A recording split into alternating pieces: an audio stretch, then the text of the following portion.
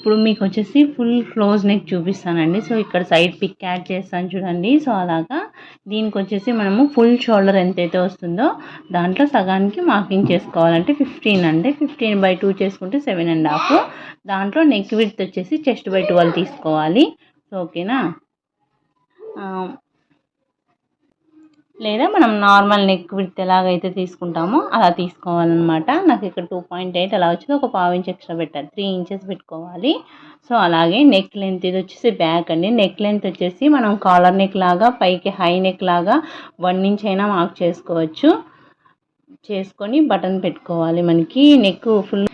మనకి full close వస్తుంది కదా. సో అందుకోసం మనము ఒక 2 ఇంచెస్ నెక్ లెంత్ తీసుకోవాలి. 1.5 కానీ 2 ఇంచెస్ కానీ నెక్ లెంత్ ఇలా తీసుకోవాలి. నెక్ లెంత్ ఇలా తీసుకొని రౌండ్ ఇవ్వాలి. అక్కడి నుంచి ఒక 2.5 ఇంచ్ లెంత్ మనం బటన్ పెట్టుకోవడం కోసం, క్లోజ్ నెక్ కోసం బ్యాక్ సైడ్ మనకి తల దూరాలి కదా.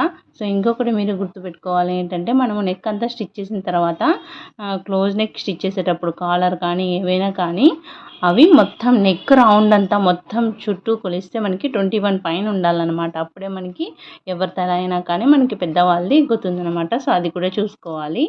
ఇక్కడ నేను వచ్చేసి 2.5 పెడుతున్నాను లెంత్. ఇక్కడ ఇలాగ 2.5 నెక్ లెంత్. అలాగే ఫ్రంట్ నెక్ విడ్త్ కూడా సేమ్ అండి, 3 ఇంచెస్. అలాగే నెక్ లెంత్ వచ్చేసి 3 ఇంచెస్. ఇది మనము బాక్స్ లాగా మార్క్ చేసుకొని రౌండ్ చేయాలి క్లోజ్ నెక్.